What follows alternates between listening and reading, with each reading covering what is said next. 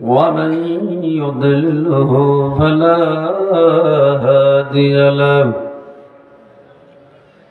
ونشهد أن لا إله إلا الله وحده لا شريك له ونشهد أن سيدنا ومولانا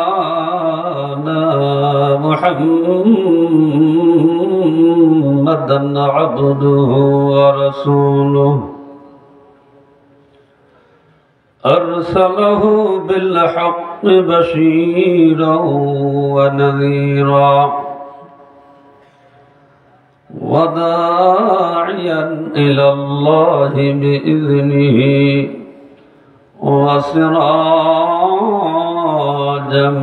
منيرا أما بعد أعوذ بالله من الشيطان الرجيم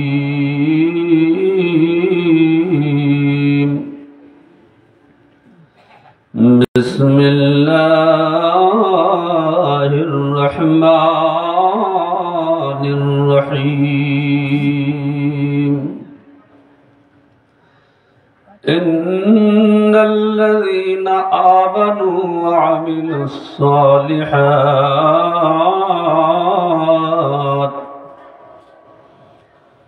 كانت لهم جنات الفردوس نزلا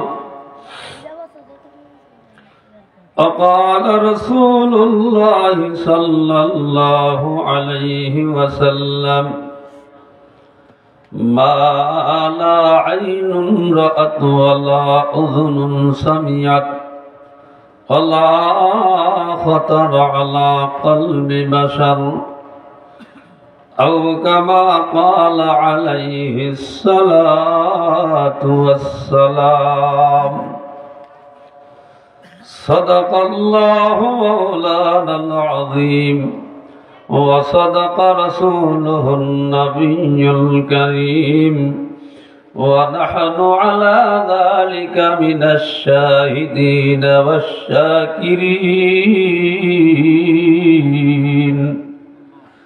الحمد لله رب العالمين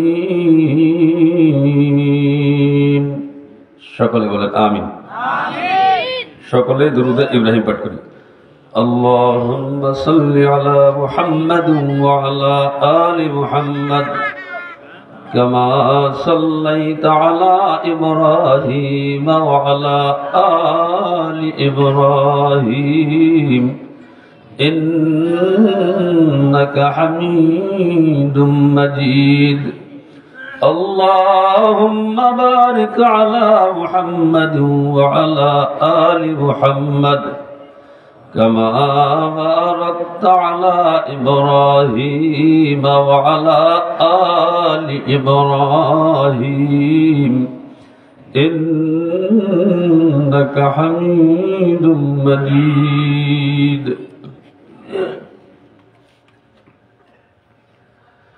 সদঘোষর অবিচার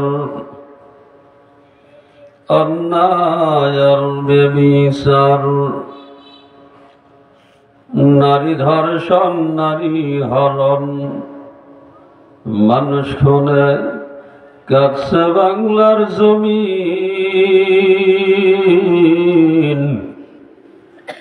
বিদায় হতে চলেছে নবীদের রক্তে মাখা দিন সিডিআর টেলিভিশন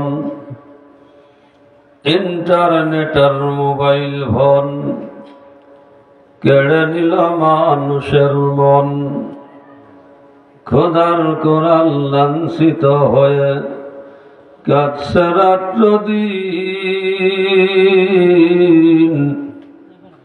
বিদায় হতে চলেছে নবীর রক্তে মাখা দিন ঠিক না তবে মানুষ তোমরা জেনে রেখো, একদিন তোমার সোনার দেহ থাকবে না রে হায়, মাটির দেহ মাটির সাথে মিশবে রে ধুলায়। কিসের টাকা কিসের বাড়ি কিসের জমিদারি,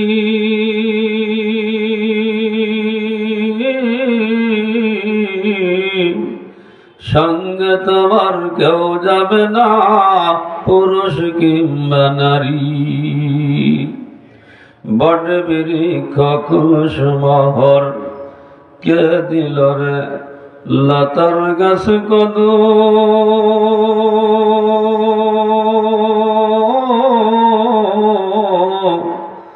মৌমাছিরা কারো হুকুমে মৌসাকে দেয় মধু। শিমুল গাছকে দিল রে নরম নরম তোলা, চতুর মাসে কারো হুকুমে জমির মাঝে ধুলা। কেবা হল দিবারাতি দক্ষিণাহি বেলবায়ু,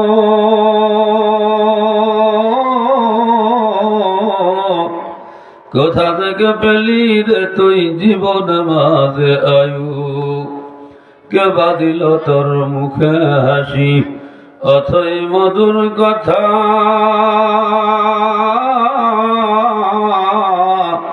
কেমনে রে তুই বুঝতে পারিস আপন জনের ব্যথা। জমির মাঝে কে বিশাল সবুজ শ্যামল ছবি, সকাল বেলা কে ওঠায় রে আভির রাঙ্গা রবি। পাখির কণ্ঠে কে দিল রে মিষ্টি মধুর গান, চিন্তা করে দেখো মানুষ সবই হলো আল্লাহ তাআলার দান। লা ইলাহা ইল্লাল্লাহ, লা ইলাহা ইল্লাল্লাহ, লা ইলাহা ইল্লাল্লাহ,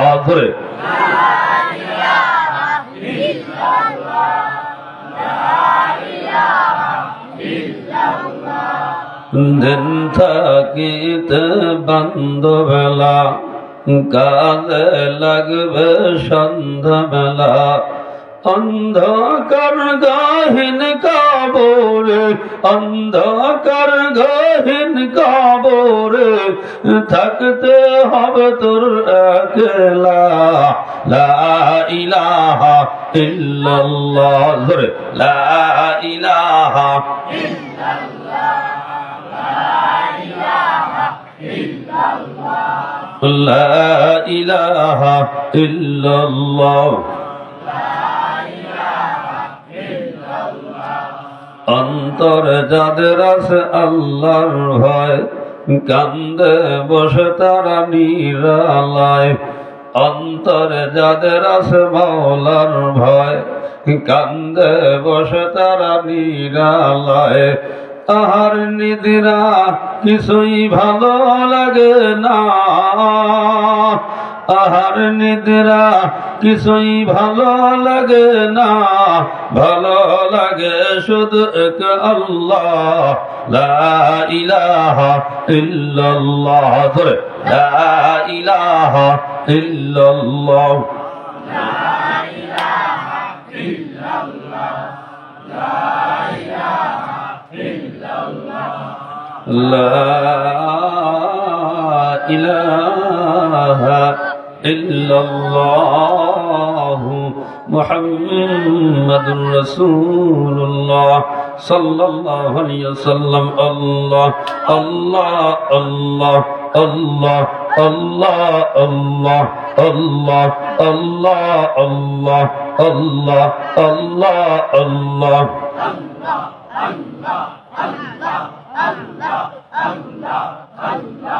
আল্লাহরে ডাকলে বান্দা আল্লাহরে ডাক, ডাকার মতো ডাকলে তারে, ডাকার মতো ডাকলে তারে কলব হবে পাক। আল্লাহ আল্লাহ আল্লাহ আল্লাহ আল্লাহ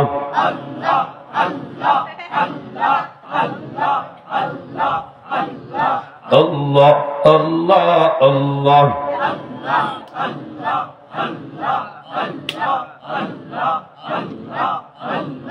যেদিন তোমার কেউ ছিল না সেদিন ছিলেন তিনি, এখন তোমার সব হয়েছে পর হয়েছেন তিনি। যেদিন তোমার কেউ ছিল না সেদিন ছিলেন তিনি, এখন তোমার সব হয়েছে পর হয়েছেন তিনি।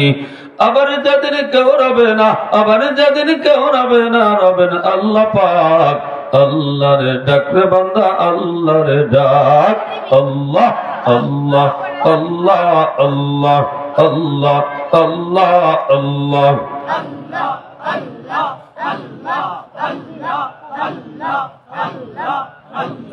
সুবহানাল্লাহ আলহামদুলিল্লাহ লা ইলাহা ইল্লাল্লাহ সুবহানাল্লাহ আলহামদুলিল্লাহ লা ইলাহা ইল্লাল্লাহ জোরে লা ইলাহা ইল্লাল্লাহ লা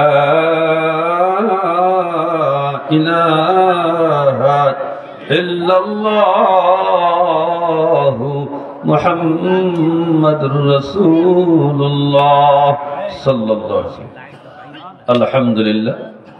উপস্থিত আয়োজিত ঐতিহ্যবাহী বিবির কান্দি দক্ষিণ পাড়া দোতলা জামে মসজিদ ও যুব সমাজের উদ্যোগে বার্ষিক ওয়াজ মাহফিলের সম্মানিত সভাপতি স্বনামধন্য আলেমে দ্বীন হযরত আল্লাহ জনাব হযরত মাওলানা আব্দুর রহমান সাহেব উপস্থিত রয়েছেন। আজকের মাহফিলের বিশেষ অতিথি, বিশেষ আকর্ষণ স্বনামধন্য আলেমে দ্বীন হযরত আল্লাহ জনাব হযরত মাওলানা ইমরান হুসাইন সিদ্দিকী সাহেব।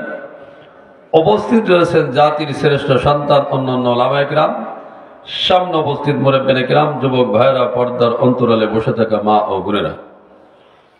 সর্বপ্রথম আল্লাহ পাক রব্বুল আলামিনের দরবারে শুকরিয়া আদায় করি যে আল্লাহ পাক রব্বুল আলামিন আমাকে আপনাকে জান্নাতের বাগানে আসার বসার তৌফিক দান করেছেন। এই জন্য সকলেই আল্লাহ তাআলার দরবারে শুকরিয়া আদায় করি, সকলেই বলি আলহামদুলিল্লাহ। আল্লাহ পাক রব্বুল আলামিন আমাকে আপনাকে জান্নাতের বাগানে আসার বসার তৌফিক দান করেছেন, এই জন্য আমরা খুশি না বেজার? আওয়াজের যে ভাব তাতে মনে হয় বেজার। আবার দুই একজন লোক মনে হইতেছে ভোরাডুন খেয়ে বইছে। ভোরাডুন খাওয়ার কথা কেন বলছি, আপনার এলাকা আছে কিনা জানি না, আমাকে এলাকা আছে। ছোট ছোট বাচ্চারা ফুটি মাছের কানসার ভিতরে ভোরাডুনির দানা দিয়ে বগ মারে। এই ভোরাডুনেলা ফুটি মাছ বগে খাওয়ার পরে জিম ধরে। আমাকে মধ্যে দুই একজনের অবস্থা তাই। আপনাকে দোষ না, রাত অনেক হয়ে গেছে। আমি বেশি সময় নেব না, অল্প সময়ের মধ্যে ছেড়ে দিব ইনশাআল্লাহ, কমপক্ষে 1.5 ঘন্টা। আল্লাহ পাক রব্বুল আলামিন আমাকে আপনাকে জান্নাতের বাগানে আসার বসার তৌফিক দান করেছেন, এই জন্য আমরা খুশি না বেজার? খুশির সময় আওয়াজ খুব আসতে হয় না ধরে। হুজুর লোক সংখ্যা কম, যদি বলেন লোক সংখ্যা কম, আমি তাতে আপনাদের কথার সাথে একমত। এরপরে বদ্ধ জিজ্ঞাসা করতে চাই, এই কয়জন মানুষ যদি কোনো নির্বাচনী স্লোগান হতো আর যদি বলা হতো অমুক ভাইয়ের চরিত্র, এ বন্ধু জিজ্ঞাসা করতে চাই, এই যে স্লোগান দেওয়া হয় অমুক ভাইয়ের চরিত্র ফুলের মতো পবিত্র, স্লোগান কি সঠিক? যারা বলেন সঠিক। এই যে স্লোগান দেওয়া হয় অমুক ভাইয়ের চরিত্র ফুলের মতো পবিত্র, এই স্লোগানটা একমাত্র জনাবে মুহাম্মদুর রাসূলুল্লাহ সাল্লাল্লাহু আলাইহি ওয়াসাল্লামের শানে প্রযোজ্য। আমার মতো মুফতি শফিকের ব্যাপারে যদি বলেন শফিক সাহেবের চরিত্র ফুলের মতো পবিত্র, সম্পূর্ণ মিথ্যা কথা, বানোয়াট কথা, এর মধ্যে কোনো সন্দেহ নাই, ঠিক কিনা? আমার আপনার চরিত্রটা এতটুকু বললেই চলে, অমুক ভাইয়ের চরিত্র নামাজ নাই, একত্ব। এই যারা বলেন ঠিক কিনা? এই জান্নাতের বাগানে আসার বসার তৌফিক দান করেছেন কে? ক্ষমতা দিয়েছেন কে? আল্লাহ দেয়া ক্ষমতা প্রয়োগ করে আল্লাহ পাক রব্বুল আলামিনের দরবারে জোরে সোরে শুকরিয়া আদায় করি, সকলেই বলি আলহামদুলিল্লাহ। শুকরিয়া আদায় করলাম কার? জোরে বলেন কার? আল্লাহ কয়জন? জোরে বলেন কয়জন? আল্লাহ একজন, তার প্রমাণ কি? আল্লাহ একজন, তার প্রমাণ কি? আরে বিনা দলিলে আল্লাহ এক। আল্লাহ সে দলিলের দরকার নাই। বিনা দলিলে আমার আল্লাহ এক, আল্লাহ এক দলিল যে তালাশ করে তার জন্য এক নাম্বার চূড়ান্ত পর্দার দলিল হলো মুগুরের বাড়ি। বিনা দলিলে আবার আল্লাহ এক, এরপরে আল্লাহ আছে, হাজার হাজার প্রমাণ আছে কি নাই? জোরে বলেন আছে কি নাই? আকাশের দিকে তাকে আল্লাহর পরিচয়, জমিনের দিকে তাকে আল্লাহর পরিচয়, চন্দ্রের দিকে তাকে আল্লাহর পরিচয়, সূর্যের দিকে তাকে আল্লাহর পরিচয়, গাছের দিকে তাকে আল্লাহর পরিচয়, মাছের দিকে তাকে আল্লাহর পরিচয়, রাত্রের দিকে তাকে আল্লাহর পরিচয়, দিনের দিকে তাকে আল্লাহর পরিচয়। ঠিক কিনা? আচ্ছা বলুন, বলো দেখি রাত্র কেন কালো, চন্দ্র সূর্য কোথা থেকে পেল এত আলো? পশু পাখি কয় না কথা, মানুষ কেন কয়? বলো বলো এসব মানুষ কেমন করে হয়? ফুলগুলো সব নানা রঙে কেমন করে হয়? পাতাগুলো সবুজ বটে ফুলের মতো নয়। দুধ কেন হয় সাদা, মরিচ কেন ঝাল? আমগুলো সব পাকলে পরে কেমনে হয় তা লাল? আমরা সবাই বাস করি ভাই এই দুনিয়ার রঙে, হাতের রাখা আর সিয়ারা মেলে না কারো সঙ্গে। আর মেলে না কথার ধরুন আঙ্গুলের টিপ, আর মেলে না কথার ধরুন আঙ্গুলের টিপ। আল্লাহ তাআলা একজন আছেন, প্রমাণ হলো ঠিক। আর প্রমাণ দরকার আছে? আকাশের দিকে থাকে আল্লাহর পরিচয়, জমিনের দিকে থাকে আল্লাহর পরিচয়, চন্দ্রের দিকে থাকে আল্লাহর পরিচয়, সূর্যের দিকে থাকে আল্লাহর পরিচয়, গাছের দিকে থাকে আল্লাহর পরিচয়, মাছের দিকে থাকে আল্লাহর পরিচয়। আর আরশের মালিক আল্লাহ বলেন, ও দুনিয়ার মানুষ, আমি আল্লাহ পাক রব্বুল আলামিনকে খোঁজ করার জন্য সাতটা আসমান জমিন ভ্রমণ করা লাগবে না, চন্দ্র ভ্রমণ করা লাগবে না, সূর্য ভ্রমণ করা লাগবে না। বান্দা তোমার 3.5 হাত বডির মধ্যে একটু গবেষণা করে দেখো, আমি আল্লাহ তোমার 3.5 হাত বডির মধ্যে বিদ্যমান। আল্লাহ আছে কি নেই? এই জান্নাতের বাগানে আসার বসার তৌফিক দান করেছেন কে? হতে পারে আল্লাহ পাক রব্বুল আলামিন আমাকে আপনাকে এই মাহফিল থেকে উলামায়ে কিরামের মুখের দুই একটা কথার বিনিময়ে হিদায়াত দিতে পারে। যারা বলেন পারে কি পারে না? হিদায়াতের মালিক কে? আল্লাহ। যেই আল্লাহ পাক রব্বুল আলামিন বাদশা ইব্রাহিম ইবনে আদম রাহমাতুল্লাহকে মাত্র দুইটা কথার বিনিময়ে হিদায়াত দিলেন, ওই আল্লাহ পাক রব্বুল আলামিন আমাকে আপনাকে উলামায়ে কিরামের মুখের দুই একটা কথার বিনিময়ে হিদায়াত দিতে পারে কি পারে না? যারা বলেন পারে কি পারে না? বাদশা ইব্রাহিম ইবনে আদম রাহমাতুল্লাহকে আল্লাহ পাক রব্বুল আলামিন মাত্র দুইটা কথার বিনিময়ে হিদায়াত দিয়েছেন। বলবো দুই কথা, সময় দিবেন তো ইনশাআল্লাহ? এক বক্তা চোখ বুঝে ওয়াজ করতেছে, চোখ খুলে দেখে সামনে শ্রোতা একজনই বসা। বক্তা কয়, হুজুর তুমি মনে আমার ভাই, তুমি মনে আমার ওয়াজ বুঝছো? ও কয়, হুজুর আমি আপনার ওয়াজ বুঝি নাই, আমি মাইকালা বিপদে পড়ছি, নাইলে আমি যাইতাম সবার আগে। বাদশা ইব্রাহিম ইবনে আদম রাহমাতুল্লাহকে আল্লাহ পাক রব্বুল আলামিন মাত্র দুইটা কথার বিনিময়ে হিদায়াত দিবেন। এক নাম্বার কথা, বাদশা ইব্রাহিম ইবনে আদম রাহমাতুল্লাহ রাজ সিংহাসনে বসা এক তেজস্বী যুবককে বলতেছেন, বাদশা আপনার মুসাফিরখানা আমাকে একটু থাকার জায়গা দিবেন। ঢুকছে কোথায়? ঢুকছে কোথায়? বলতেছে কি মুসাফিরখানা। বাদশার মেজাজ খারাপ হয়ে গেছে, যুবক ঠাট্টার আর জায়গা পাও না, ঢুকছো আমার রাজপ্রাসাদে আর বলো মুসাফিরখানা। যুবক কয়, বাদশা আমার কথা ভুল হয়ে গেছে, আমার কথা উড্ডু করলাম, তবে বাদশা কয়েকটা প্রশ্ন উত্তর দেওয়া লাগবে। বাদশা কয়, কি তোমার প্রশ্ন? কয়, বাচ্চা যে চেয়ারের মালিক হয়েছেন, এই চেয়ারের মালিক আপনার পূর্বে কে ছিল? কয়, আমার বাবা। কয়, আপনার বাবার পূর্বে এই চেয়ারের মালিক কে ছিল? কয়, আমার দাদা। কয়, আপনার দাদার পূর্বে এই চেয়ারের মালিক কে ছিল? কয়, আমার পর দাদা। এবার তো কয়, বাচ্চা ভালো করে শুনে রাখেন, আমার কথা ভুল হয়ে গেছে, আপনার সিংহাসন খানাকে মুসাফিরখানা বলেছি, এই বলাটা আমার ভুল হয়ে গেছে, আমার কথা উল্টো করলাম। বাদশা ভালো করে শুনে রাখেন, এই চেয়ারখানা যদি মুসাফিরখানা না হতো, আপনার বাবার এই চেয়ার ছেড়ে যাওয়া লাগতো না, আপনার দাদার এই চেয়ার ছেড়ে যাওয়া লাগতো না, আপনার পরপর 14 গোষ্ঠীর এই চেয়ার ছেড়ে যাওয়া লাগতো না। ও বাদশা আপনিও রেডি হয়ে যান, আল্লাহ পাক রব্বুল আলামিন এক ফোঁটা নাপাক পানি দ্বারা সৃষ্টি করিয়া এই ছোট থেকে বড় করেছেন, এই বলখের রাজত্ব আপনাকে দান করেছেন। ও বাদশা আপনার হায়াত যখন শেষ হয়ে যাবে, এই চেয়ারখানা আপনার একদিন ছেড়ে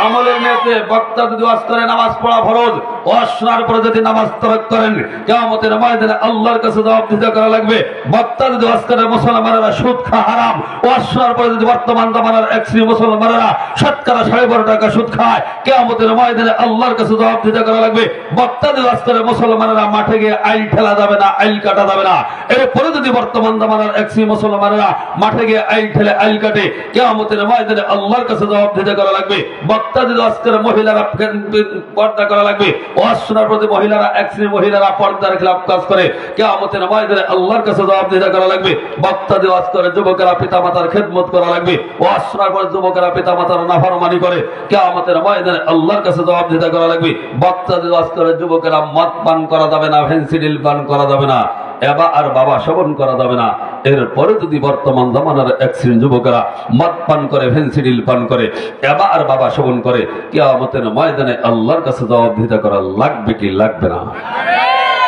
এই জন্য বলেছি যারা আসতে পারে ওরা ঠকছে, আমরা যারা আইসি তারা ঠেকছি। ঠেকার পরে যে দিচ্ছি তার মধ্যে কোনো সন্দেহ আছে? জোরে বলে সন্দেহ কে আছে? জিতছি কতটুক? নবী আমার বলেন উম্মত ভালো করে শুনে রাখো, আবার সাহাবারা ভালো করে শুনে রাখো, দুই শ্রেণীর মানুষের মধ্যে যদি ইখলাস আর খুলুসিয়াত থাকে, বক্তা যদি ইখলাস দিয়ে ওয়াজ করে আর শ্রোতা যদি ইখলাস দিয়ে ওয়াজ শুনে, আল্লাহ রাসূল বলেন এই ধরনের নিয়ত করে যতগুলো লোক ওয়াজ মাহফিলে আগমন করবে, আমি নবী ঘোষণা দিলাম ওই ব্যক্তির পিছনের জিন্দেগীর সমস্ত গুনাহ আল্লাহ পাক রব্বুল আলামিন মাফ করে দিবে। আর এক হাদিস, আমি আপনি বর্তমান হায়াত পাই কত? 60, 70, 80 না তার সাথে বেশি। এর মধ্যে আবার কত কাছে 40 বছর হার্ট অ্যাটাক আছে কি নাই? হার্ট অ্যাটাক মানে আজরাইল ইসলাম সেমন এক রূপদের এক ভিক্সি দিছে, বালিশ ছাড়া শুয়ে পড়ছে, হার্ট অ্যাটাক করছে। 80 বছর হায়াত পেলাম, আল্লাহর ঘর পবিত্র মসজিদে বসিয়া একাধারে 60 বছর নফল ইবাদত করা কি সম্ভব? যারা বলেন সম্ভব। এই মাহফিল আসার কারণে আল্লাহ নবী সাল্লাল্লাহু আলাইহি ওয়াসাল্লাম ঘোষণা দেন, ও আমার সাহাবারা ভালো করে শুনে রাখো, ও আমার উম্মতেরা ভালো করে শুনে রাখো, দুনিয়ার মধ্যে যদি কোথাও কোরআন এবং হাদিসের আলোচনা হয়, ইলমে দ্বীনের মজলিস হয়, এমন একটা মাহফিলে যদি তুমি আগমন করো আর একটা মাসআলা মাসাইল যদি তুমি শিক্ষা গ্রহণ করতে পারো, আমি নবী ঘোষণা দিলাম তোমার আমলনামায় 60 বছর নফল ইবাদতের সব লিখে দেওয়া হবে। একটা মাসলা শিখলে কত বছর? জোরা বলেন কত বছর?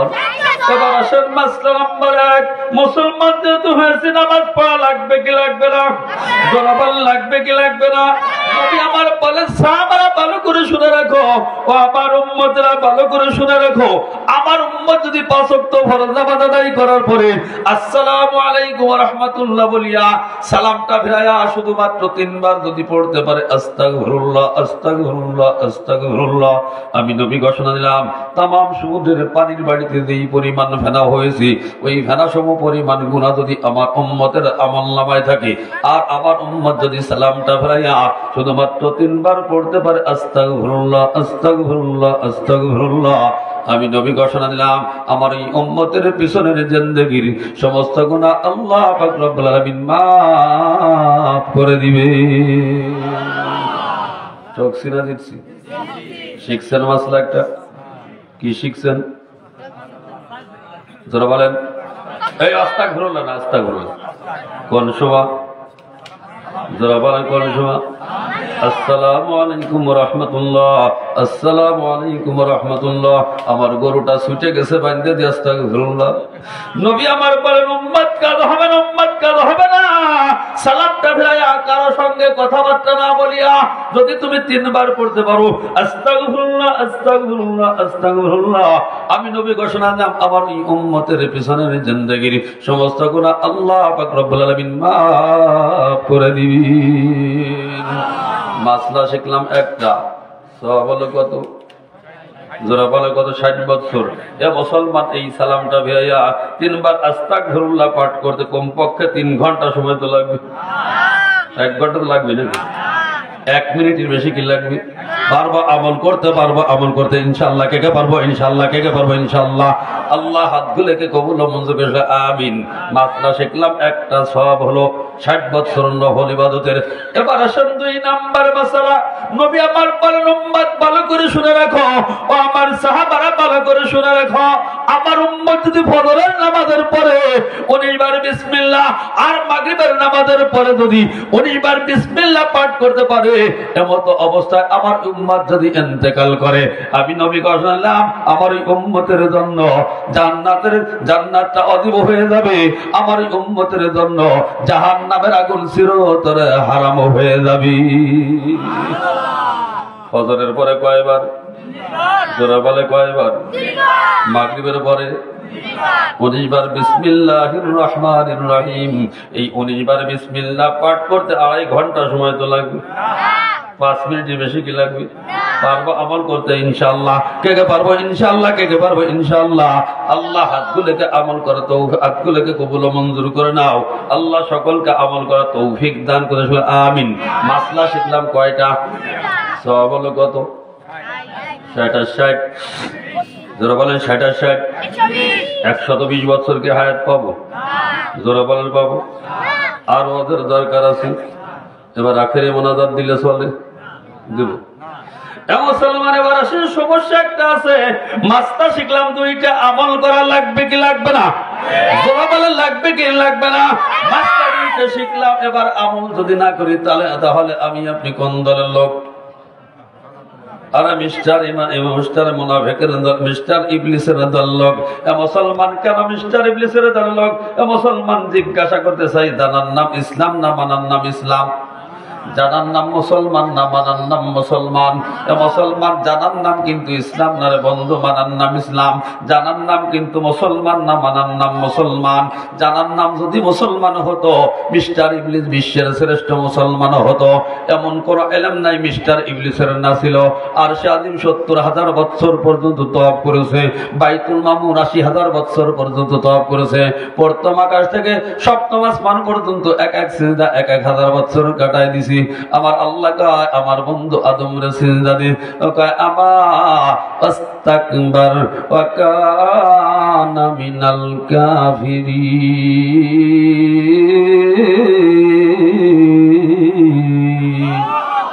কয় কঠিন কালে পারবো না। আদম হলো মাটির তৈরি, আমি হলাম আগুনের তৈরি। আলা খায়রুম মিনহু। জানার পরে না মানার কারণে চিরতরে মিস্টার ইবলিসে পরিণত হয়ে গেছে। মুসলমান মাসলা 2টা শিখলাম, এবার আমল যদি না করি তাহলে আমি আপনি কিন্তু মিস্টার ইবলিসের দলের লোক, ঠিক কিনা? আল্লাহ পাক রব্বুল আলামিন আমাকে আপনাকে এই ইমানের মতো সম্পদ দিয়া শ্রেষ্ঠ মাখলুকাত বানাইয়া এই জান্নাতের বাগানে আসার বসার তৌফিক দান করেছেন, ঠিক কিনা? আমি আপনি দুনিয়ার মধ্যে সবচাইতে দামি মাখলুক, দামি মাখলুক, এর মধ্যে কোনো সন্দেহ আছে? আল্লাহ আমাকে আপনাকে দামি মাখলুক বানাইয়া এই দুনিয়ার জমিনে প্রেরণ করেছেন। প্রত্যেকটা মানুষের ধনী হোক গরিব হোক, মুফতি হোক মুহাদ্দিস হোক, বক্তা হোক শ্রোতা হোক, প্রত্যেকটা মানুষের মুফাসসিরিনে কেরাম লেখেন প্রত্যেকটা মানুষের 5টা জগৎ অতিক্রম করতে হবে। কয়টা? যারা বলেন কয়টা? 5টা। 1 নাম্বার আলমে আরওয়াহ। 1 নাম্বার যেটাকে রূহের জগৎ বলা হয়। যে রূহের জগতে সমস্ত রূহকে একত্রিত করে আল্লাহ জিজ্ঞাসা করেছেন, আলাস্তু বিরাব্বিকুম, আমি কি তোমাদের রব নয়? প্রত্যেকটা রূহ ওই দিন উত্তর দিয়েছিল, ক্বালু বালা, অবশ্যই আপনি আমাদের রব। 2 নাম্বার আলমে আরহাম। মায়ের পেটে আমি আপনি যেই কয়দিন অবস্থান করেছিলাম, এটা একটা জগৎ। আলমে আরহাম, আলমে আরওয়াহ, 2টা জগতে আমার আপনার কোনো ডিউটি নাই, কোনো কাজ নাই, কোনো কর্ম নাই, কোনো পারিশ্রমিকও নাই। এই 2 জগতে কোনো কাজকর্ম ছিল নাকি? ধান কাটা, মাটি কাটা, কোনো কিছুই ছিল না। 3 নাম্বার আলমে দুনিয়া, যেই জগতে আমি আপনি এখন আছি। 4 নাম্বার আলমে বারজাক। 4 নাম্বার আলমে বারজাক। আলমে বারজাক বলা হয় আমার আপনার ইন্তেকালের পরে লাশটা কবরে রাখা হবে এই সময় থেকে কিয়ামত অনুষ্ঠিত হওয়া পর্যন্ত এই সময়টা, এইটাকে বলা হয় আলমে বারজাক। 5 নম্বর আলমে আখিরাত। 5 নম্বরে আলমে আখিরাত।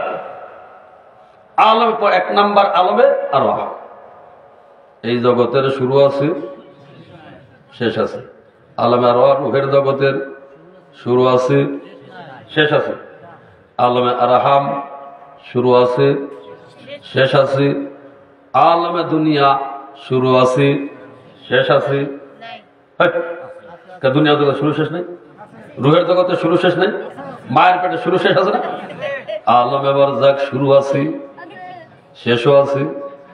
আলমে আখিরাত শুরু আছে, যারা বলেন। মুসলমান 5টা জগতের মধ্যে 4টা জগতের শুরু আছে, শেষও আছে। একটা জগতের শুরু আছে, শেষ নাই। এই জগতের নামটা হলো আলমে আখিরাত। মুসলমান এই আলমে আখিরাতটা, এই সম্পর্কে মুফাসসিরিন কিরাম লেখেন, আসমান আর জমিনের মাঝখানে যতটুকু ফাঁকা জায়গা আছে, এই ফাঁকা জায়গাটুকু যদি সরিষা দানা দিয়ে ভর্তি করে দেওয়া হয়, আসমান আর জমিনের মাঝখানে যতটুকু ফাঁকা জায়গা আছে, এই ফাঁকা জায়গাটা সরিষা দানা দিয়ে ভরতে কমপক্ষে 10 মণ সরিষা তো লাগবে। কত? মুসলমান ক্যালকুলেটরকে জিজ্ঞাসা করে ব্যর্থ হয়ে যাবে, বিবেককে প্রশ্ন করার বিবেক উত্তর দিতে ব্যর্থ হয়ে যাবে। মুফাসসিরিন কিরাম লেখেন, এই ফাঁকা জায়গাটুকু সরিষা দানা দিয়ে যদি ভর্তি করে দেওয়া হয়, আর একটা পাখি যদি 1000 বছর উপরে একটা দানা খেয়ে যায়, আবার 1000 বছর উপরে যদি একটা দানা খেয়ে যায়, আবার 1000 বছর উপরে যদি একটা দানা খেয়ে যায়, খেতে খেতে একদিন এই সরিষা দানা শেষ হয়ে যাবে। কিন্তু আলমে আখিরাতের শুরু হবে, এই জগৎ আর কোনোদিন শেষ হবে না। মুসলমান দুনিয়াটা বুঝতে আমার আপনার জন্য সহজ, দুনিয়াটা বুঝতে আমার আপনার আখিরাতটা বোঝা সহজ হয়ে যাবে। একটা উদাহরণ দিলে বুঝবেন। এই এলাকার অধিকাংশ লোক বহির্বিশ্বে থাকে, বাহিরে থাকে, থাকে কি থাকে না? আপনাদের ভালো করে জানা আছে, বাংলাদেশ থেকে যদি আমেরিকা যাইতে হয়, ইটালি যাইতে হয়, জার্মান আর জাপান আর ইংল্যান্ড আর পাকিস্তান আর আমাদের বন্ধুত্ব রাষ্ট্র ভারত যদি যাই, মুসলমান আমার আপনার জন্য 2টা জিনিসের দরকার। 1 নাম্বার সুন্দর একটা পাসপোর্টের দরকার, 2 নাম্বার সুন্দর একটা ভিসার দরকার। আছে কিনা? মুসলমান বাংলার জমিন থেকে আমি আপনি আমেরিকা যাই, জার্মান যাই, জাপান যাই, ইটালি যাই, পাকিস্তান যাই আর ইংল্যান্ড যাই, আর আমাদের বন্ধুত্ব রাষ্ট্র ভারত যদি যাই, আমার আপনার কাছে পাসপোর্ট নাই, সুন্দর একটা ভিসাও নাই, আমার আপনার স্থান হবে কোথায়? যারা বলেন মুসলমান আমার আপনার কাছে পাসপোর্ট নাই, আমার আপনার কাছে সুন্দর একটা পাসপোর্ট নাই, আমার আপনার কাছে কি নাই? ভিসাও নাই। মুসলমান জেলখানা ছাড়া আমার আপনার কোনো উপায় নাই। মুসলমান এই দুনিয়ার জমিন থেকে যদি বহির্বিশ্বে যেতে হয়, 2টা জিনিসের দরকার। পাসপোর্ট যদি থাকে, ভিসা যদি থাকে, আমার আপনার কোনো টেনশন নাই, কোনো চিন্তা নাই, জেলে যাওয়ার কোনো ভয় নাই। মুসলমান ওই আলমে আখিরাত, যেই জগৎটার শুরু আছে ওই জগৎটার কোনো শেষ নাই। এই জগতে আমার আপনার 2টা জিনিসের দরকার।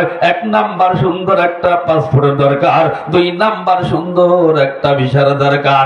আমার আপনার কাছে সুন্দর একটা পাসপোর্ট যদি থাকে আর ভিসা থাকে, এই যে এই জগতের শুরু আছে, যেই জগতের কোনো শেষ নাই, আমার আপনার কোনো টেনশন নাই, কোনো চিন্তা নাই। আল্লাহ কয় ওয়ালা তাখাফু ওয়ালা তাহজানু ওয়া আবশিরু বিল জান্নাতিল্লাতি কুনতুম তুআদুন। আল্লাহ কয় বান্দা, যেই আখিরাতের জগতের শুরু আছে ওই জগতের কোনো শেষ নাই। বান্দা তোর কাছে যদি সুন্দর একটা পাসপোর্ট থাকে, সুন্দর একটা ভিসা থাকে, তোর কোনো ভয় নাই, তোর কোনো চিন্তা নাই। শ্রেষ্ঠ জান্নাত আল্লাহ জান্নাতুল ফেরদাউস আমাকে আপনাকে দিয়ে দিতে পারে, পারে কি পারে না? মুসলমান দুনিয়ার জমিনে বাংলাদেশ থেকে যদি বহির্বিশ্বে যাইতে হয়, সুন্দর একটা পাসপোর্টের দরকার, সুন্দর একটা ভিসার দরকার। আখিরাতের মধ্যে আমার আপনার 2টা জিনিসের দরকার, সুন্দর একটা ভিসার দরকার, সুন্দর একটা পাসপোর্টের দরকার। মুসলমান পাসপোর্টের নাম হলো ঈমান। যারা বলেন ইমান নামক একটা পাসপোর্টের দরকার, 2 নাম্বার আমল নামক একটা ভিসার দরকার। এই দুইটা যদি থাকে বন্ধু, আমার আপনার কোনো টেনশন নাই, আমার আপনার কোনো চিন্তা ভাবনা নাই। আল্লাহ পাক রব্বুল আলামিন আমাকে আপনাকে শ্রেষ্ঠ জান্নাত দিয়ে দিতে পারে, পারে কি পারে না? এ মুসলমান, আমি আপনি এখানে যখন বসেছি এই মুহূর্তে আপনি আমি পাক্কা মুমিন, পাক্কা ইমানদার, লা ইলাহা ইল্লাল্লাহ পড়ে মুসলমান হয়ে গেছে, ঠিক কি না? লা ইলাহা ইল্লাল্লাহ পড়ে মুসলমান হয়ে গেছি। এ মুসলমান, জিজ্ঞাসা করতে চাই, লা ইলাহা ইল্লাল্লাহ পড়লেই কি মুসলমান হওয়া যায়? লা ইলাহা ইল্লাল্লাহ পড়লে কি মুসলমান হওয়া যায়? এ মুসলমান, 3টা জিনিসের নাম হলো লা ইলাহা ইল্লাল্লাহু মুহাম্মাদুর রাসূলুল্লাহ। 1 নাম্বার ইকরার বিল লিসান, জবানে স্বীকার করা লা ইলাহা ইল্লাল্লাহ, নেই কোনো মাবুদ আল্লাহ ছাড়া। লা ইলাহা ইল্লাল্লাহ, নেই কোনো মাবুদ আল্লাহ ছাড়া। মুহাম্মাদুর রাসূলুল্লাহ সাল্লাল্লাহু আলাইহি ওয়াসাল্লাম আল্লাহর পয়গম্বর এবং নবী। এই কথা ইকরার বিল লিসান, জবানে স্বীকার করা। 2 নাম্বার তাসদীক বিল জিনান, অন্তরে বিশ্বাস করা।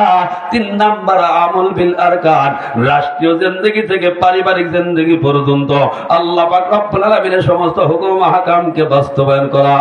এর নাম হলো লা ইলাহা ইল্লাল্লাহু মুহাম্মাদুর রাসূলুল্লাহ সাল্লাল্লাহু আলাইহি ওয়াসাল্লাম। এ মুসলমান, সমস্যা হলো আমি আপনি লা ইলাহা ইল্লাল্লাহ পড়ি, আমার আপনার লা ইলাহা ইল্লাল্লাহ পড়ার মধ্যে আর বর্তমান সমাজে এক শ্রেণী হিন্দুর ছেলে লা ইলাহা ইল্লাল্লাহ পড়ার মধ্যে কোনো পার্থক্য নাই। এ মুসলমান, কেন পার্থক্য নাই? আমি হাবিবুল্লাহ মেসবা সাহেবের ওয়াজের মধ্যে শুনেছি, উনি বর্ণনা করতেছেন, আমি সদরঘাটে স্টিমারে বসা এক যুবক পড়তেছে লা ইলাহা ইল্লাল্লাহু মুহাম্মাদ রাসূল, এই কালেমা পড়ো আমার পরানো বুলবুল। লা ইলাহা ইল্লাল্লাহু মুহাম্মাদ রাসূল, এই কালেমা পড়ো আমার পরানো বুলবুল। আমি বললাম, মেসবা সাহেব ডাক দেখো, যুবক তোর কালেমাটা তো খুব ভালো লাগে, সুন্দর লাগলো। ওই যুবক কয়, হুজুর কালেমা আবার কারে কয়? কয় হুজুর কালেমা আবার কারে কয়? আমি বললাম, মেসবা সাহেব বলতেছেন, বাবা যুবককে কেমন নাতে পড়লি লা ইলাহা ইল্লাল্লাহু মুহাম্মাদ রাসূল, এই কালেমা পড়ো আমার পরানো বুলবুল। ওই যুবক কয়, হুজুর কালেমা কারে কয়? আমি কালেমা জানি না, কালেমার সাথে আমার কোনো সম্পর্ক নাই। হুজুর কেবল আপনি আমাকে তা পড়তে শুনলেন। হুজুর, আমি তো এটা কালেমা পড়তেছি না, আমি নজরুল সঙ্গীত গাইতেছি। আমি বললাম, এবার জিজ্ঞাসা করে, যুবকের তোর নাম কি? ওই যুবক কয়, হুজুর আমার নাম তো হরে কৃষ্ণ নারায়ণ। নাম কি? হরে কৃষ্ণ নারায়ণ, কিন্তু লা ইলাহা ইল্লাল্লাহ পড়ে। বর্তমান সমাজে আছে মুসলমান কিন্তু লা ইলাহা ইল্লাল্লাহ পড়ে। এই 2 শ্রেণীর লা ইলাহা ইল্লাল্লাহ পড়ার মধ্যে কোনো পার্থক্য নাই। এ মুসলমান, কেন পার্থক্য নাই? ওই হরে কৃষ্ণ নারায়ণ আযান হলে মসজিদে যায় না। বর্তমান সমাজে আছে মুসলমান আছে, আযান হলে মসজিদে যায় না। হরে কৃষ্ণ নারায়ণ কিন্তু তারা প্রস্রাব করে। বর্তমান সমাজে আছে মুসলমান যুবক আছে, ওরা কিন্তু লা ইলাহা ইল্লাল্লাহ পড়ে দাঁড়ায় প্রস্রাব করে। হরে কৃষ্ণ নারায়ণ দিলে কুলুক ব্যবহার করে না।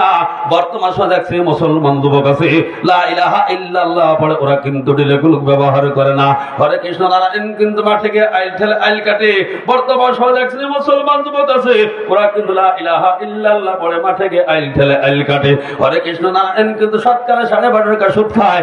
বর্তমান সমাজে মুসলমান আছে, ওরা কিন্তু লা ইলাহা ইল্লাল্লাহ পড়ে, শতকরা 12.5 টাকা সুদ খায়। হরে কৃষ্ণ নারায়ণ কিন্তু সালিশ দরবার করে ঘুষ খায়। বর্তমান সমাজে এক শ্রেণীর সমাজের প্রতিনিধি আছে, ওরা বর্তমান সমাজের সালিশ দরবার করে ঘুষ খায়, খায় কি খায় না? ওরা হরে কৃষ্ণ নারায়ণ কিন্তু হরে কৃষ্ণ নারায়ণ কিন্তু মুসলমান পিতা মাতার খেদমত করতে চায় না। বর্তমান সমাজে এক শ্রেণীর মুসলমান যুবক আছে, ওরা কিন্তু লা ইলাহা ইল্লাল্লাহ পড়ে পিতা মাতার খেদমত করতে চায় না। এ মুসলমান, এর মূল কারণ হলো এই লা ইলাহা ইল্লাল্লাহ পড়ার মধ্যে ভেজাল আছে, যার কারণে আমার আপনার প্রত্যেকটা কাজকর্মের মধ্যে ভেজাল ঢুকে গেছে।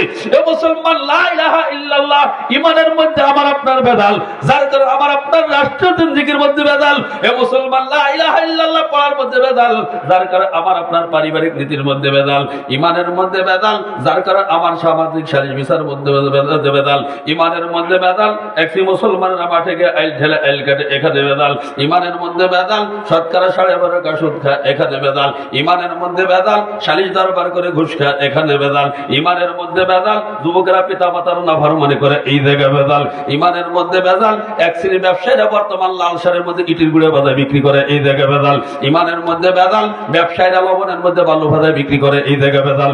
ইমানের মধ্যে ভেজাল, এক শ্রেণী ব্যবসায়ীরা বর্তমান গুঁড়ে হলুদের মধ্যে আটা ভাজা বিক্রি করে, এই জায়গায় ভেজাল। ইমানের মধ্যে ভেজাল, পাটে পানি ভাজা দিয়ে বিক্রি করে, এই জায়গায় ভেজাল।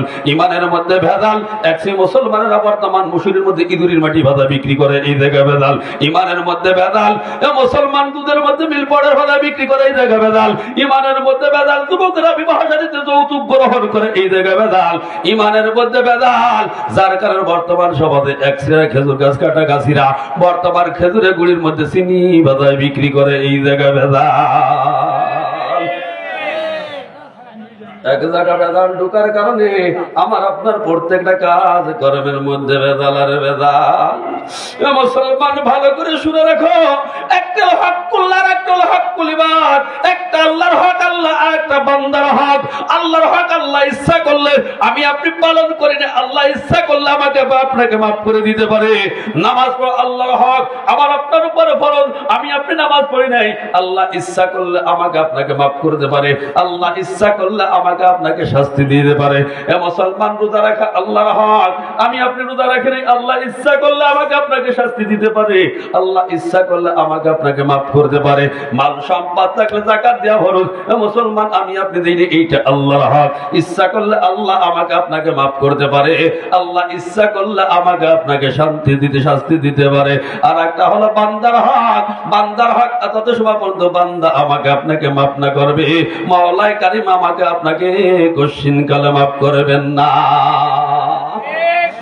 মুসলমান ভালো করে শুনে রাখেন, কয়েকটা বলবো। মুসলমান বর্তমান সমাজে দেখবেন অধিকাংশ ধনী মানুষ যারা অর্থ সম্পদের মালিক, অর্থবিত্তের মালিক, এই বিবির কান্দি মাঠে 20 বিঘা সম্পদ আছে অথবা 25 বিঘা সম্পদ আছে, আর এই ব্যক্তি হজ করতে যাবে, ছেলে মাত্র একটা, মেয়ে হয়তো কন্যা সন্তান 3টা অথবা 4টা। হজ যাওয়ার আগে এই ধনী লোকটা চিন্তা ভাবনা করে, পুত্র সন্তান মাত্র আমার একটা, কন্যা সন্তান 3টা অথবা 4টা। আজ হিসাবে হজ করতে যাবে, চিন্তা ভাবনা করে হজের থেকে যদি আল্লাহ আমারে ফেরত না আনে, ওখানে যদি আমার ইন্তেকাল হয়ে যায়, পুত্র সন্তান মাত্র একটা, কন্যা সন্তান 3টা অথবা 4টা, আমার ইন্তেকাল যদি হয়ে যায়, অর্থ সম্পদ আমার 3টা অথবা 4টা কন্যা একত্রিত হইয়া আরে বিক্রি করিয়া চলে যাবে, আমার পুত্র সন্তানটা বসবাস করতে কষ্ট হবে।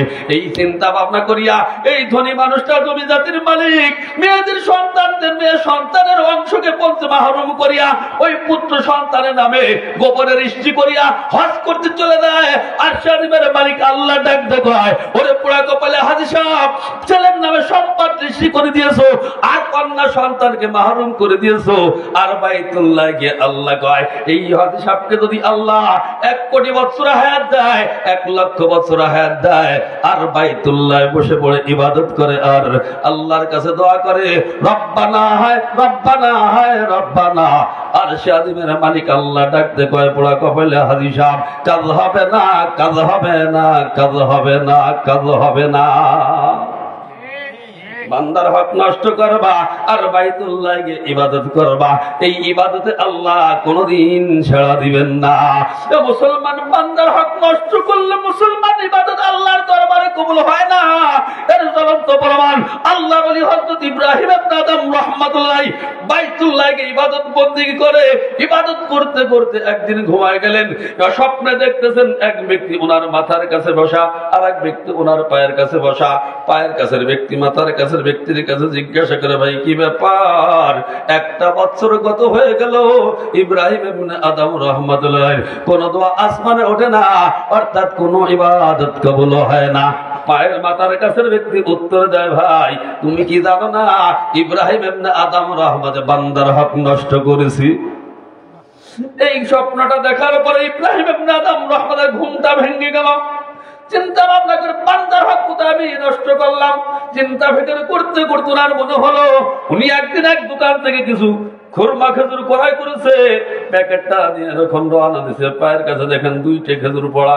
উনি চিন্তা ভাবনা মনে করেছেন এই খেজুর 2টে বুঝি আমার ক্রয়কৃত খেজুর, কিনা খেজুর। এই চিন্তা ভাবনা করে 2টে খেজুর নিয়ে গেলেন, উনি খেয়ে ফেললেন। উনি চিন্তা ভাবনা করলেন হয়তো এই জায়গায় কোনো ভেজাল লাগিয়ে গেছে। ইব্রাহিম ইবনে আদম রহমতে আর বুঝতে বাকি হয় নাই, রওনা হয়ে চলে গেছে। হাঁটতে হাঁটতে ওই দোকানে চলে গেছে, গিয়ে দেখতেছেন এই দোকানের মালিক নাই, এক যুবক দোকানে বসা।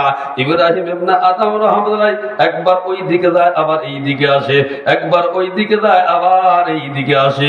এবার যুবক চিন্তা ভাবনা করে বলতেছে, আল্লাহর ওলি রে, আপনাকে মনে হয় আপনি কাউকে জানি খোঁজেন, কি কাকে আপনি খোঁজেন একটু খুলে বলতে পারেন? ইব্রাহিম ইবনে আদম রহমাতুল্লাহ, বাবা এই দোকানের যে মালিক তাকে আমি খোঁজ করতেছি। ওই যুবক গোসাকের পানি ছেড়ে বলতেছেন, হুজুর আল্লাহর ওলি রে, এই দোকানের যে মালিক ছিলেন উনি আমার বাবা। আমার বাবা কয়েকদিন আগে দুনিয়ার থেকে চিরবিদায় হয়ে চলে গেছি। ইব্রাহিম ইবনে আদম রাহমাতুল্লাহ বলেন, বাবা আমি তোমার বাবার থেকে আজ থেকে 1 বছর পূর্বে কিছু খেজুর ক্রয় করেছিলাম। আমি প্যাকেটটা নিয়ে যখন রওনা দেই, 2টে খেজুর আমার পায়ের কাছে পড়া পেয়েছি। আমি চিন্তা ভাবনা করলাম এই খেজুর 2টে বুঝি আমার কিনা। আসলে এই 2টে খেজুরের মালিক আমি না, এই 2টে খেজুরের মালিক ছিল তোমার বাবা। ও বাবা, আল্লাহর রাস্তে তুমি আমাকে ক্ষমা করে দাও। আমি আপনি বললে হইলে কি কইতাম যে 2টে খেজুর তো জানতো, বলতাম না। দেখেন না পেঁয়াজের সময় কত পেঁয়াজ বেশি নিয়ে, দেখেন কেমন বাবার কেমন সন্তান। ইব্রাহিম ইবনে আদম রাহমাতুল্লাহ বলেন, বাবা 2টে খেজুরের মালিক তোমার বাবা, আমি খেয়ে ফেলেছি, তোমাদের হক নষ্ট করেছি, আল্লাহর রাস্তে তুমি আমাকে মাফ করে দাও। কেমন বাবার কেমন সন্তান। বাপ যদি ভালো হয়, বাপ যদি ভালো হয়, বাপ ভালো তার বেটা ভালো, মা ভালো তার ঝি, গাই ভালো তার বাছুর ভালো, দুধ ভালো তার ঘি। কসুর মতো কসু হলে অল্প জালে সেজে, মানুষের মতো মানুষ হলে অল্প কথায় বেজে। মুরগিতে খাপড়া সেনে মুরগিতে বাছুর গাই, বাছুর সিনে বাছুর সিনে গাই, মুরগিতে খাপড়া সেনে কুত্তে সিনে ছাই। আরে যেমন বাবার যেমন বাপ তেমন সন্তান। ইব্রাহিম ইবনে আদম রাহমাতুল্লাহ বলতেছেন, বাবা এই 2টে খেজুরের মালিক তোমার বাবা, তুমি আমাকে মাফ করে দাও। কেমন বাবার কেমন সন্তান। সন্তান তো চোখের পানি ছেড়ে বলতেছেন, হুজুর আমার আব্বা দুনিয়ার থেকে চলে গেছে, ওই 2টে খেজুরের মালিক আমি একা না, আমার অংশ আমি আপনাকে মাফ করে দিলাম। আর ওই যে একটা জবজি ঘর দেখা যায়, ওই ঘরে আমার একটা বোন আছে আর আমার মা বেঁচে আছে, আমার অংশ আমি আপনাকে মাফ করে দিলাম। বাদ বাকি 2টা অংশ আমার বোন আর মার থেকে মাপছে না। মুসলমান একে বলা হয় হকুল্লাহর হকুল ইবাদ। ও মুসলমান যুবক, চিন্তা ভাবনা করে দেখে, একই বাবার জন্ম দেওয়া সন্তান, বোন যদি ভাগ করার জন্য সম্পদ নেওয়ার জন্য আসে, বোন যদি সন্তান অংশ ভাগ করার জন্য আসে, মুসলমান কাছে কিনারে কোন বাজার? শরীফাবাদ বাজার। ওই বাজারের কাছে যদি কোনো জমি থাকে, বোনরে কয় এই দাগ তুমি পাবা না, তুমি চলে যাও ওই যে দোপের মধ্যে যে 5,000 টাকা শতাংশ জায়গা যাও। আর 1 লাখ টাকা শতাংশ ওই জায়গাটা 1 ইঞ্চি দিতে চাও না, কি জবাব দিবা আল্লাহর কাছে? যুবক চিন্তা ভাবনা করে দেখো, কি জবাব দিবা কাল কিয়ামতের ময়দানে আল্লাহর কাছে? আল্লাহ হক বান্দা, আল্লাহ বান্দাকে মাফ করে দিতে পারে, আল্লাহ ইচ্ছা করলে শাস্তি দিতে পারে। বান্দার হক যত সময় পর্যন্ত বান্দা মাফ না করবেন, আর শাদিমের মালিক আল্লাহ কোনোদিন মাফ করবেন না। কেন মাঠে গিয়ে আইল কাটেন আর আইল খোঁচেন? মুসলমান কেন দুনিয়ায় শান্তি পাবেন? কেন দুনিয়ায় শান্তি পাবেন? লক্ষ্য করে দেখবেন, পাক্কা মুমিন পাক্কা মুসল্লি 1 নাম্বার কাতার গিয়ে নামাজ পড়ে, মসজিদ থেকে বের হয়ে আবার মাঠে গিয়ে আইল ফেলে আইল কাটে, আছে কি নাই? 1 নাম্বার কাতার নামাজ পড়ে, মসজিদ থেকে বের হয়ে আবার সুদের টাকায় হিসাব করে। 1 নাম্বার কাতার নামাজ পড়ে, মসজিদ থেকে বের হয়ে আবার ঘুষের দরবার করে। 1 নাম্বার কাতার নামাজ পড়ে, মসজিদ থেকে বের হয়ে আবার সিটের দোকান 1 নাম্বার কাতার দখল করে। মুসলমান লক্ষ্য করে দেখবেন, বিশ্বাস যদি হয় আগামীকালকে সকালবেলা পরীক্ষা করে দেখবেন, ওরে কাকা মুরব্বী মানুষ 5 ওয়াক্ত নামাজ মসজিদে 1 নাম্বার কাটা নামাজ পড়ে মসজিদ থেকে বের হয়ে সকালবেলা শীতের সকাল হজের নামাজ পড়ে বের হয়েছে কাকা মুরব্বী মানুষ টুপি কিনতে এখনো মাথায় আছে টুপি খুলতে মনে নাই চার পেপাসে লেগে গেছে চার দোকানে চলে গেছি এবার চার দোকানদার কাকার হাতে তার এক কাপ দিছি লক্ষ্য করে দেখবেন নদীকে দোকানদার টিভি আর বিসিআর ছেড়ে দিছি ওরে কাকার বাম হাতে চার কাপ টিভি আর বিসিআর দিকে এমন ভাবে তাকাইছে বাম হাতে চার কাপের কথা ভুলে গেছি ওরে কাকা এমন ভাবে তাকাইছে পলক মারে না মনে হয় কাকা ঘোড়া ডুন খেয়ে বইছে সব গুনার কাজ করি আর বলি মাওলা শান্তি কেন দুনিয়ায় নাই আল্লাহ কয় বান্দা আমিও তো বলি কেন শান্তি দুনিয়ায় নাই কেন দুনিয়ায় শান্তি পাবা শান্তি দুনিয়ায় পার কায়দা নাই নবী আমার পরে দুনিয়ার মধ্যে যখন কয়েকটা গুনার কাজ বেশি বেশি দেখা দিবে সুদ ঘুষের কারবার যখন সমাজে বেশি বেশি চলবে মিথ্যার ছড়াছড়ি যখন সমাজে বেশি বেশি চলবে বাদ্যযন্ত্র প্রচলন যখন সমাজে বেশি বেশি চলবে বেপরদায় চলাচলি যখন সমাজে বেশি বেশি চলবে পিতামাতার নাফরমানি যখন সমাজে বেশি বেশি চলবে ওই মুহূর্তে আসমানি বালা মুসিবত একটার পর একটা নেমে আসতে থাকবে আর এই গুনাহগুলো বর্তমান চলে কি চলে না জোরে বলেন চলে কি চলে না এই মিথ্যার সরাসরি বর্তমান সমাজে চলে কি চলে না এমন কোন সমাজ নাই এমন কোন গ্রাম নাই এমন কোন মহল্লা নাই যেখানে মিথ্যার গুনাহটা পাবেন না মুসলমান আর এই মিথ্যা তো বলা অতি সহজ হয়ে গেছে মোবাইলটা আসার কারণে মিথ্যা বলা তো সহজ হয়ে গেছে রয়েছে বাঙ্গা চৌরাস্তায় ফোন দিচ্ছেন দোস্ত করে বলবো আমি শরীফ হওয়ার যারা বলেন ঠিক কিনা রয়েছে রাজবাড়ি রাস্তার মোড় ফোন দিবেন দোস্ত করে বলবে আমি ভাঙ্গা চৌরাস্তায় এ দোস্ত তুই তো ভাঙ্গা চৌরাস্তায় না তুই হলি জাহান্নামের চৌরাস্তায় জামানা মোবাইলে খাইছে জামানা মোবাইলে খাইছে অল্প বয়সের পোলা মায়া প্রেমে জড়াইছে জামানা মোবাইলে খাইছে জামানা মোবাইলে খাইছে কাছে থেকে বলছে দূরে পেয়েছি প্রমাণ নিজের টাকায় মোবাইল কিনে হইছে রে বেঈমান এই তো বলেন ঠিক না আমার নিজের ঘটনা আমার স্ত্রীরা ডাক্তার দেখাইতে গেছে ফরিদপুর শহরে ডাক্তার 3টা 3:30টার আগে পাওয়া যাবে না আমার স্ত্রী বলতেছে এত সময় বসে কি করবো আমার এক জোড়া স্যান্ডেল কিনে দেয় আমি চলে যাই গেছি স্যান্ডেল কিনতে বাটা বাজারে স্যান্ডেল চয়েস করতেছি এক ভদ্র মহিলা সেও ঢুকছে সে স্যান্ডেল চয়েস করতেছে ইতিমধ্যে মোবাইলে কল আসছে ফোনটা রিসিভ করে বলতেছে আমি নবীনগর পার হয়ে গেছি রয়েছে কোথায় আমার স্ত্রী এক নজর আমার দিকে তাকায় দিয়েছে কি ব্যাপার তুমি বলো কোনো ঘোরাডুল খেলে কয় কি আমি তো ঠিকই কইছি ও কেমন নবীনগর পারেছে 10 মিনিট পরে ঢাকার শহরে ঢুকলো বলে কাছে থেকে বলছে দূরে পেয়েছি প্রমাণ নিজের টাকায় মোবাইল কিনা হইছে রে বেঈমান এ যুবক ভালো করে শুনে নাও নিজের বাবার পকেটের টাকা দিয়ে একটা মোবাইল কিনবা ইচ্ছা করে একটা মিথ্যা কথা বলবা একটা গুনাহ কবিরা করবা আর একটা গুনাহ কবিরার কারণে কমপক্ষে 7000 বছর জাহান্নামের আগুনে জ্বলবা এ যুবক কয়টা বলবো কেন বর্তমান দুনিয়ায় শান্তি নাই রে মুসলমান কেন দুনিয়ায় শান্তি নাই বান্দার হক নষ্ট করার কারণে এই যে সমস্ত পিতামাতা এখানে উপস্থিত আছেন ভালো করে মাসলা মুখস্থ করে নেন যেই সমস্ত পিতামাতা সন্তানকে জমি সৃষ্টি করে দিতে চান এ মুসলমান 2 মেয়ে সমান সমান ধরো বলে 2 মেয়ে সমান সমান এই বন্টনটা কোন সমান মৃত্যুর আগে না পরে মৃত্যুর আগে মৃত্যুর আগে না পরে মৃত্যুর আগে কি ছেলে সন্তান অংশ এ মুসলমান পিতা মাতার সম্পদের ভাগীদার ছেলে সন্তান হবে কখন মা বাবা যখন মারা যাবে তখন অংশ ভাগ হবে 2 মেয়ে সমান সমান এক ছেলে সমান সমান 2 মেয়ে এইটা হলো মৃত্যুর পরে বন্টন আল্লাহ করে দিয়েছেন আর কোন পিতামাতা যদি জীবিত অবস্থায় দুনিয়ার থেকে জীবিত অবস্থায় ছেলে আর মেয়েকে সম্পদ বন্টন করে দিতে চান ছেলের নামে যদি 50% দেন মেয়ের নামেও 50% দেওয়া লাগবে 1% যদি কম বেশি করেন জীবিত অবস্থায় কিয়ামতের ময়দানে আল্লাহর কাঠগড়ায় বান্দার হক নষ্ট করার জন্য জবাবদিহিতা করা লাগবে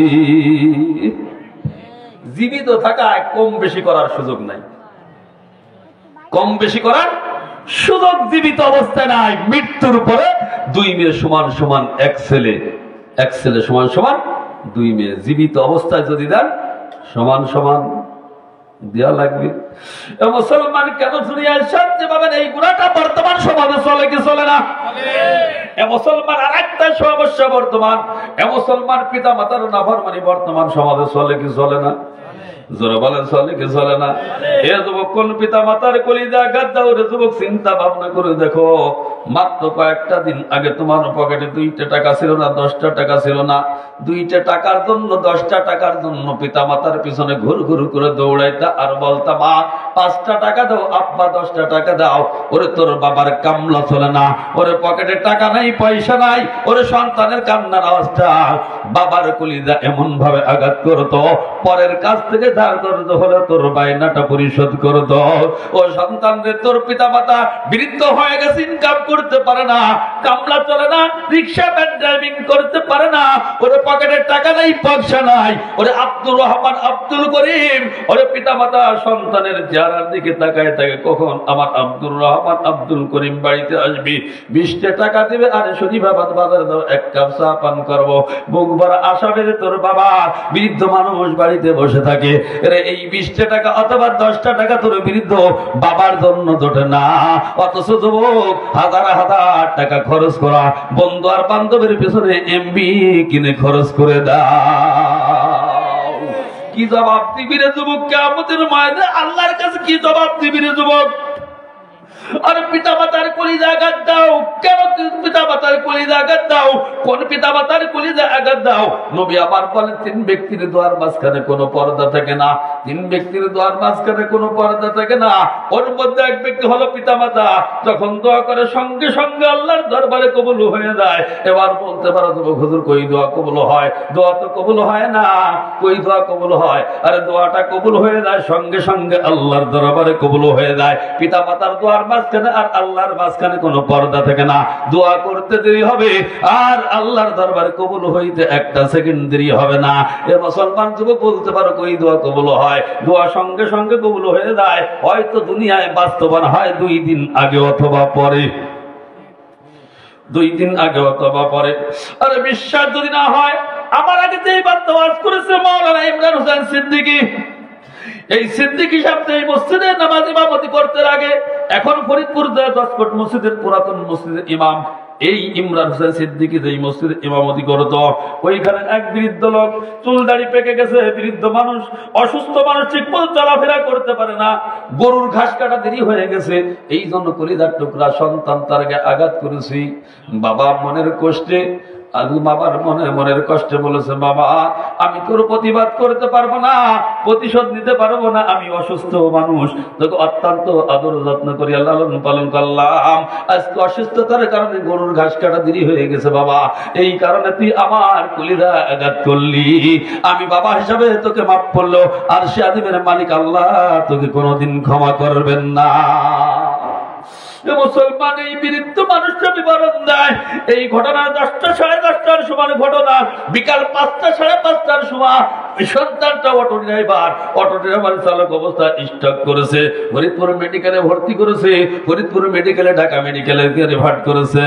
মুসলমান এই কর্তব্য এই ছেলেটার অ্যাম্বুলেন্সটা যখন ওই ঢাকা মেডিকেলের সামনে পৌঁছাইছে, কর্তব্যরত ডাক্তাররা তাকে মৃত্যু বলে ঘোষণা করেছি।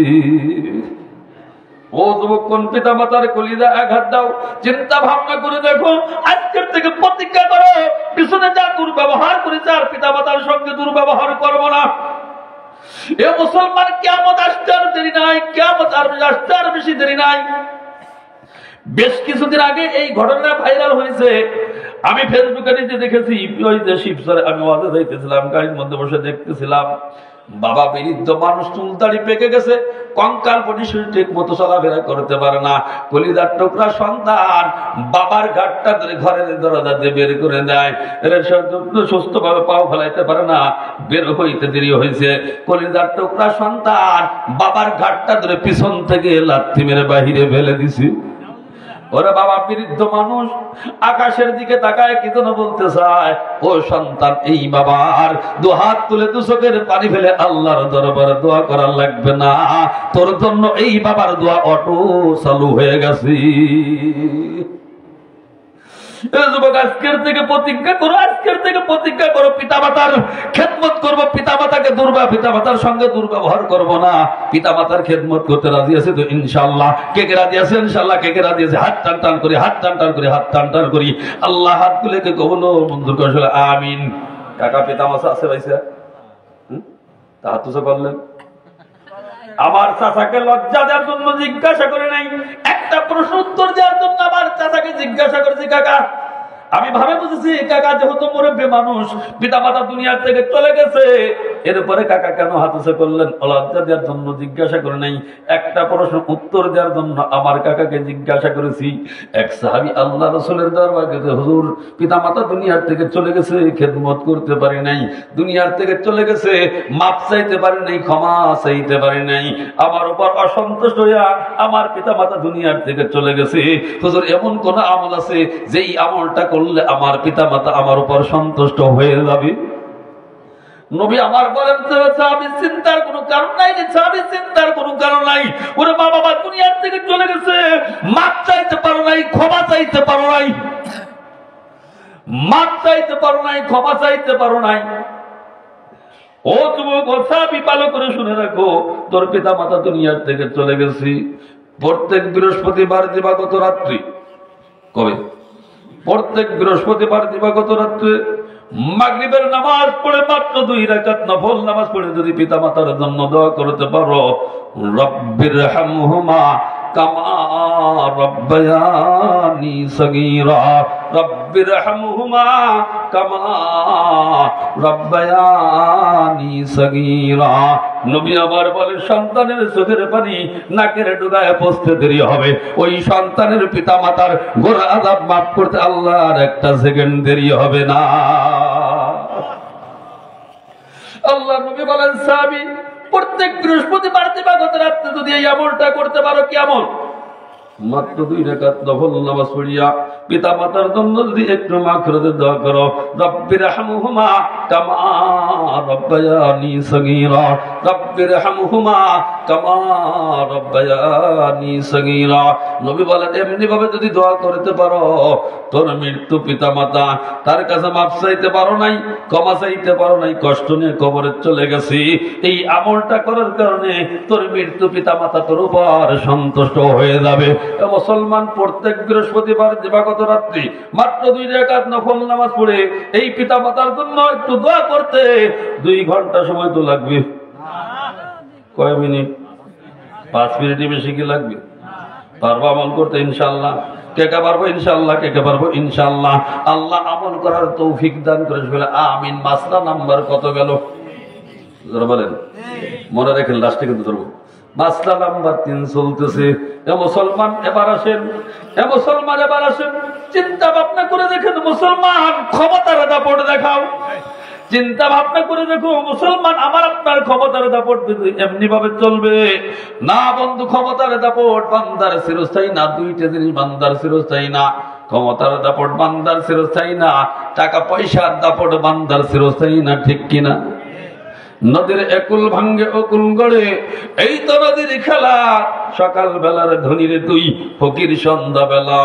সকাল বেলার ধনীরে তুই, ফকির সন্ধ্যা বেলা। মুসলমান টাকাওয়ালা ধনী হইতে সময় লাগে না, গরিব হইতে সময় লাগে না, গরিব টাকাওয়ালা হইতে সময় লাগে না। মুহূর্তের মধ্যে মানুষ ধনী, মুহূর্তের মধ্যে মানুষ গরিব। ক্ষমতার দাপট বান্দার চিরস্থায়ী থাকে না। ও মুসলমান, আমি যুবক মানুষ, আমি চিন্তা ভাবনা করতে, আমি এখন মনে করি আমার দিন বুঝি এমনি ভাবে চলে। আমার মুরব্বী বাবারা এরাও মনে করতো এমনি ভাবে চলবে। এ মুসলমান, এইমনি ভাবে চিন্তা যেত না, যদি না থাকতো দুনিয়ার কোন মানুষ কোনদিন দুনিয়া করতো না, ঠিক কিনা? মুসলমান চিন্তা ভাবনা করে দেখেন, ক্ষমতার দাপট বান্দার চিরস্থায়ী না। বিশ্বাস যদি হয়, চিন্তা ভাবনা করে দেখেন, এই বিবির কান্তি এলাকায় এমন সন্তান জন্মগ্রহণ করেছিল, এমন সন্তান জন্মগ্রহণ করেছিল যার আঙ্গুলের ইশারা এলাকা থরথর করে কাঁপতো, যার চেহারার দিকে তাকায় কথা বলার মতো ক্ষমতা ছিল না। ক্ষমতার দাপট এমন ছিল যার অঙ্গে যার অহংকার এলাকা থরথর করে কাঁপতো। ওই লোকটাই কিছুদিনের ব্যবধানে কোথায় গেল? সিংহের মতো শক্তি সাহস সব হয়েছে গত, কোন মতো আজ বেঁচে আসি ভাই খ্যাকশিয়ালের মতো। কোথায় গেল সিংহের মতো শক্তি সাহস? যার হুঙ্কার এলাকা থরথর করে কাঁপতো, কোথায় গেল ক্ষমতার দাপট?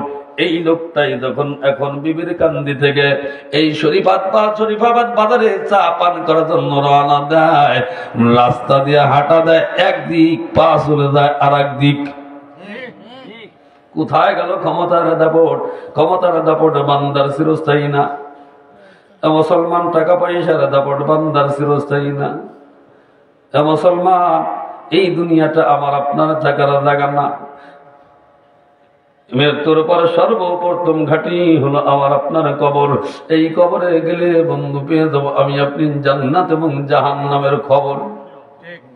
ইমান আর আমল নিয়ে যদি কবরে যাইতে পারি, কবরটা আমার আপনার হবে জান্নাতের টুকরা। ইমান আর আমল নিয়ে যদি কবরে যাইতে না পারি, কবরটা হবে আমার আপনার জন্য জাহান্নামের টুকরা।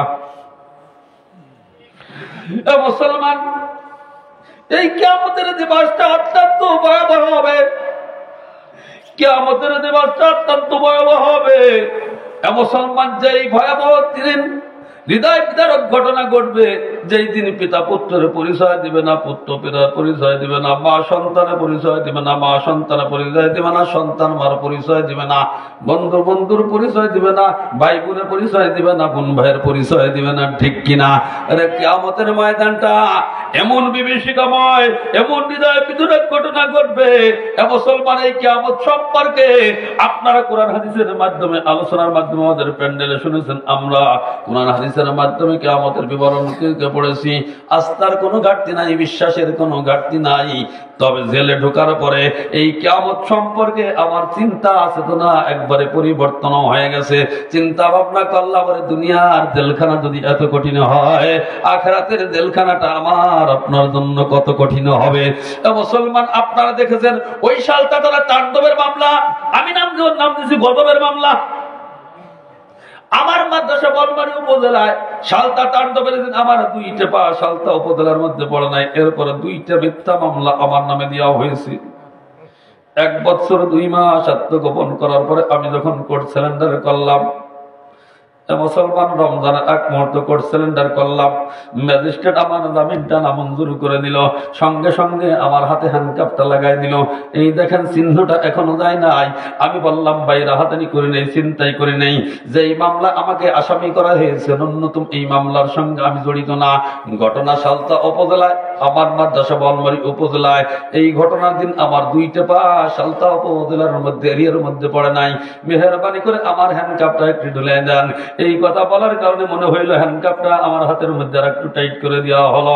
মুসলমান, সময় যত গড়ায় হ্যান্ডকাপটা আমার হাতের মধ্যে বিদ্ধ হয়ে যায়। সময় যত গড়ায় হ্যান্ডকাপটা আমার হাতের মধ্যে বিদ্ধ হয়ে যায়।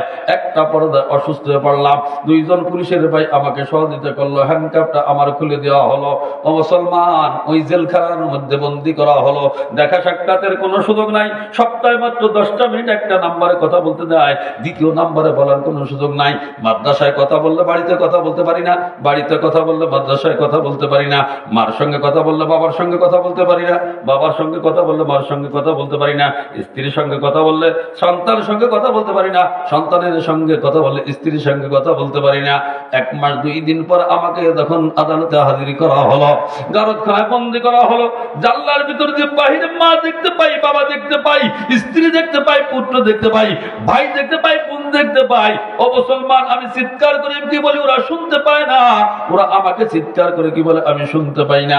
এ মুসলমান, 1000 টাকা চুক্তি করে জানলার কাছে মা বাবার সঙ্গে সাক্ষাৎ করার জন্য, স্ত্রী পুত্রের সঙ্গে সাক্ষাৎ করার জন্য, কথা বলার জন্য গেলাম। জানলার এই পাশ আর ওই পাশ মাত্র 1 বিঘা পরিমাণ ফাঁকা। ওরা আমার কোনো উপকার করতে পারে না, আমি তাদের কোনো উপকার করতে পারি না। মা কান্দে, বাবা কান্দে, ভাই কান্দে, বোন কান্দে, স্ত্রী কান্দে, সন্তান কান্দে, ছেলে কান্দে, মেয়ে কান্দে। আমার মাত্র 3টে সন্তান, 2টে ছেলে, 1টা কন্যা সন্তান। ছেলে 2টা, আমার বড় কন্যা সন্তানটা আমার ছোট, মাত্র 7.5 বছর বয়স। মুসলমান, ও তো বোঝে না।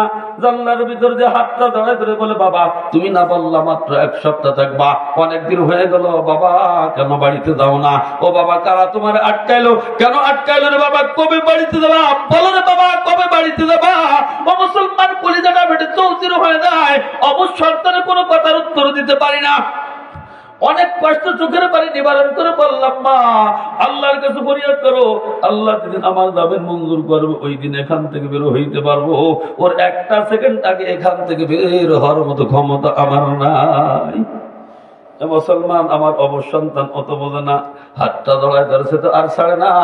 এবার বায়না ধরলো, আব্বা অনেকদিন খাবারটা কিনে নেও না, কুলে তুলে নেও না, এই মুহূর্তে আমি তোমার কোলে উঠবো। 500 টাকার চুক্তি করে আমার সন্তানটাকে, অবসন্তানটাকে গারদখানার মধ্যে নিয়ে আমি কোলে তুলে নিলাম। আমার সন্তানটা আমার বুকের সাথে মিশে গলা জড়ায় ধরে বলে, বাবা তুমি যতদিন থাকবো আমি তোমার কাছে থাকবো, তোমাকে রেখে আর আমি এখান থেকে যাব না।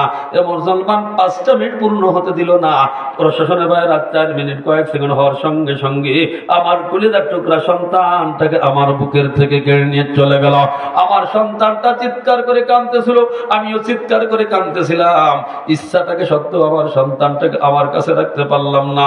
ওই দিন থেকে চিন্তা ভাবনা করলাম, ওরে দুনিয়ার জেলখানা যদি এত কঠিন হয়, আখিরাতের জেলখানাটা কত কঠিন হবে। আরে দুনিয়ার জেলখানা তো 1000 টাকা দিলে সন্তান, 1000 টাকা দিলে জান্নাতের কাছে যাওয়া যায়, 500 টাকা দিলে সন্তান খুলে নিয়ে যায়। আখিরাতের জেলখানা এত কঠিন হবে, যেই দিন পিতা পুত্রের পরিচয় দিবে না, পুত্র পিতার পরিচয় দিবে না, মা সন্তানের পরিচয় দিবে না, সন্তান মার পরিচয় দিবে না। ও মুসলমান, ওই দিন ঈমান আর আমল ছাড়া আমার আপনার কোনো উপায় থাকবে না। মুসলমান, এই দুনিয়াটা আমার আপনার থাকার ইচ্ছা করলে আমি আপনি থাকতে পারবো না। বাবা চলে গেল, মা চলে গেল, ভাই চলে গেল, বোন চলে গেল। মুসলমান, হয়তো আজকে আমি আপনি জানাজার নামাজটা পড়লাম, ও আমাকে মেসেজ দিয়ে গেল, এ মুফতি শরীফ আব্দুর রহমান, আব্দুল করিম, আব্দুল্লাহ, আজকে আমার জানাজার নামাজটা পড়লা। হতে পারে কালকে তোমার জানাজার নামাজ অনুষ্ঠিত হইতে পারে, পারে কি পারে না? জোরা বলেন, পারে কি পারে না? এই বিবির কান্দি মসজিদে ইন্তেকাল হলো, আব্দুর রহমান ইন্তেকাল করেছে, জানাজার নামাজটা বাদ ফজর অনুষ্ঠিত হবে। আব্দুর রহিম ইন্তেকাল করেছে, জানাজার নামাজটা বাদ জোহর অনুষ্ঠিত হবে। আব্দুল করিম ইন্তেকাল করেছে, জানাজার নামাজটা বাদ এশা অনুষ্ঠিত হবে। একদিন বন্ধু এই এলান হতে হতে দেখা যাবে এই বিবির কান্দি মসজিদ থেকে আমার আপনার নামটা এলান শুরু হয়ে গেছে। পারে কি পারে না? যারা বলেন পারে কি পারে না? এ মুসলমান, আমার আপনার রূহটা যত সময় পর্যন্ত ভিতরে থাকবে, আমার আপনার নামটা হলো মানুষ। রূহটা যত সময় পর্যন্ত আমার আপনার ভিতরে থাকবে, আমার আপনার নামটা হলো মানুষ। রূহটা যখন বের হয়ে যাবে, আমার আপনার নামটা কি? যারা বলেন, আমার আপনার নামটা হলো লাশ। বিল্ডিং করেছি, অট্টালিকা করেছি, দালান করেছি, কুঠা করেছি, এ মুসলমান আরামের খাট পালঙ্ক নির্মাণ করেছি।